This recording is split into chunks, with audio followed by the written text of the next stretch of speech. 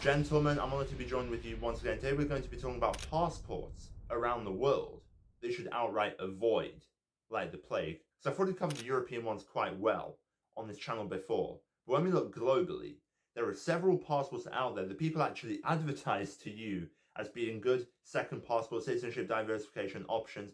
When we look deeper into the details, we can find out just how flawed these passports really are. And the first country on this list would be the country of Armenia. Now, Armenia, geographically speaking, beautiful country, beautiful language, great people. I have many positive things to say about Armenia. The passport, however, is one of the few rare things that I actually have a lot of negative things to say about, because it's really not a good passport. It has numerous red flags to its name that it really shouldn't be proud of. The only thing that it can really talk about in regards to saving itself would be the fact that they allow dual nationality, but frankly, in my eyes, that is not enough. Because as most of you would already know, Armenia is a country that does have mandatory military service, and they do take that quite seriously. Yes, you can pay your way out of it, but in my eyes, having it at all is a human rights violation, and having the option to pay out of it isn't a happy clappy sunshine show. Oh, how cute, how nice, thank you so much for your generosity. You shouldn't have that anyway in any country. I'm very consistent on this, whether it's Austria or Armenia.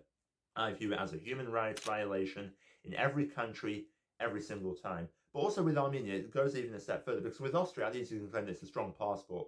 The Armenian passport isn't even that strong, to be honest. When we look at the visa-free travel, you don't really have a lot of countries around the world that you have great access to. So in general, when we talk about mandatory military service, weak travel rights, you're probably blacklisted from ever going to Azerbaijan again, which for me is also another big red flag. If you are banned from a country simply because of your nationality, that passport isn't worth getting in my eyes. So Armenia in general has numerous red flags, which is why I put it as number one to avoid like the plague. The next country on this list would be the country of Egypt. Now, Egypt does have a citizenship by investment program, which is actually quite well hidden. It's not really a well-known one, to be honest. I have made a video discussing it before, but frankly, I kind of understand why it's not a well-known one, because beyond a couple of nationalities who maybe want an Egyptian passport, maybe as a second option, it might be better for banking, what have you, if they're coming from a sanctioned country. The Egyptian passport carries a lot of the similar issues as does the Armenian passport, being it's a very weak travel document. It's actually even weaker than the Armenian passport, but also the mandatory military service. Now, that doesn't apply to everyone. I believe it's only if you are a male and you have a brother, but still, that's not a great policy at all, because just because you have a sibling doesn't mean that you should have your human rights violated. So Egypt in general, weak travel document, human rights violations in my eyes naturally as well. So Egypt is also one that I just wouldn't do. Also, it's not worth the money. There are much better options out there if you're looking to do the citizenship by investment route. Frankly, Egypt is one of those options where you look at it and go, okay, for this price, that is just frankly ridiculous. Now, the next one is one that surprisingly not a lot of people talk about, but that would be the country of Ukraine. Ukrainian citizenship, I know it's quite obvious, but let's look at it a little bit deeper. They haven't really been friendly with dual nationality, which is thank you very much. That's just great. Good job, guys. But also, they've done something which is significantly even worse in my eyes than the mandatory military service, which was bad alone.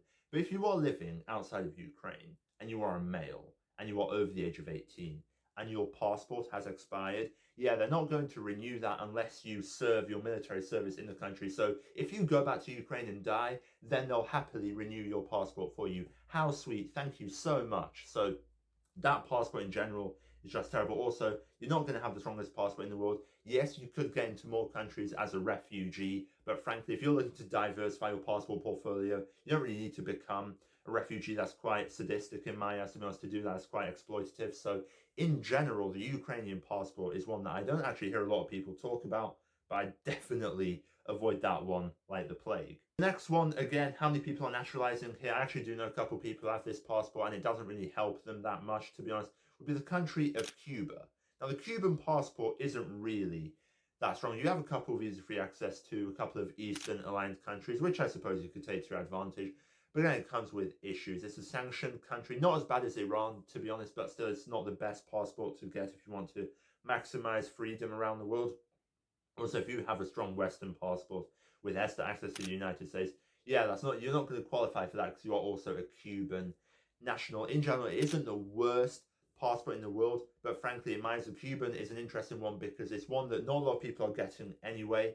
But also, if you can get it by descent, what have you, in my eyes, it's going to give you more problems than benefits. And the next one, again, is another sanctioned Latin American country. That would be the country of Venezuela. Now, Venezuela, again, you're not going to have as many issues as you would with maybe an Iranian passport. But still, it does come with issues. Again, you're going to have that extra access block to the United States if you are a Venezuelan dual national. Also, in general, you might have sanctions. You might have trouble opening bank accounts around the world in some countries. Not in all countries. It's not that bad of a passport to us when we talk about sanctions in general. But still, it isn't great. Also, it is one of the most expensive passports in regards to actually getting it renewed. And Venezuela is not the richest nation in the world either. So, in general, unless you can get it by descent and you don't want to live there. But even then, if I was of a Venezuelan descent, I wouldn't get Venezuelan citizenship, to be honest, unless I absolutely agreed and wanted to live there for the rest of my life. So in general, that's a passport where it's not the worst, it's not the biggest red flag in the world, but still it's one that there might just be one too many red flags for me to ever consider taking seriously. Now the next one might actually surprise you, because in general, this is one of the rare passports that are actually very strong, but are still not worth getting in my eyes. That would be the country of Israel. Israeli citizenship is a beautiful travel document.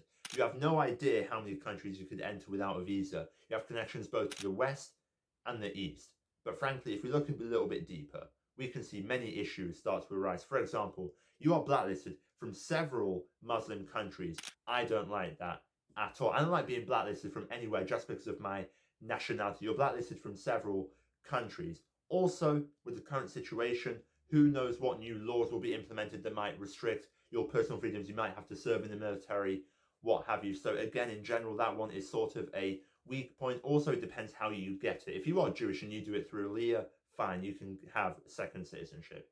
But if you're moving to Israel and you're naturalizing and as a non-Jewish immigrant, you have to A, learn the Hebrew language, which you probably learn anyway, but B, you have to renounce your other citizenship. So their citizenship policy isn't great anyway.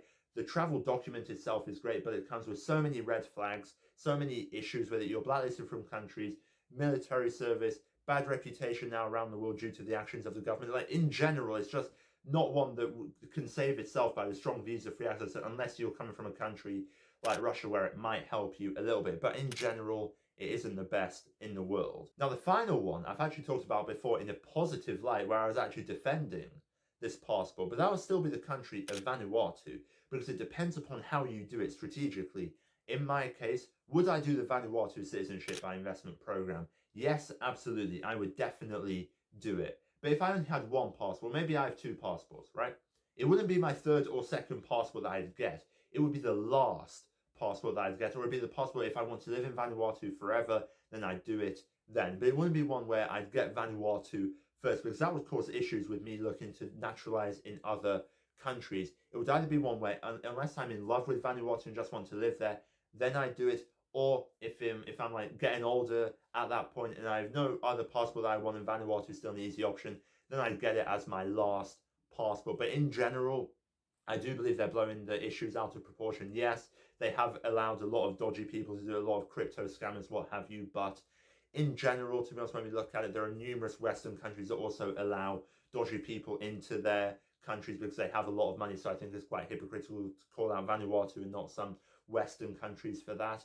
But also in general, it isn't the weakest passport in the world. It's not the strongest in the world either, but in general, it's one that if you want a final resort passport, it's great. But if you want a second passport and you only have one passport, for me personally, if I was in that situation, I definitely look elsewhere. Let me know what you think about the countries that I've talked about in this video. Do you have any other passports that you think you should outright avoid, like the plague? Let me know down in the comments below. And if you enjoyed this video, be sure to hit that like button. Be sure to subscribe to the channel. Hopefully see you in the next one. Until then, eternal victory to the free people.